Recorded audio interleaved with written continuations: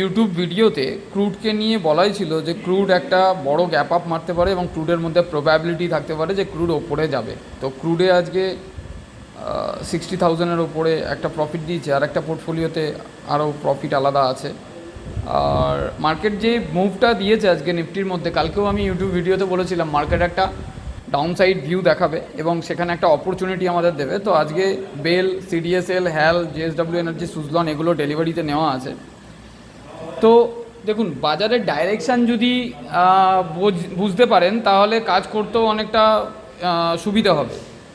তো ডাইরেকশান বোঝার চেষ্টা করুন। যদি লার্নিং পারপাস কোনো কিছু প্রয়োজন হয় তাহলে যোগাযোগ করতে পারেন ট্রেডিং জার্নি গ্রুপের সঙ্গে 9674579223 এই নাম্বারে।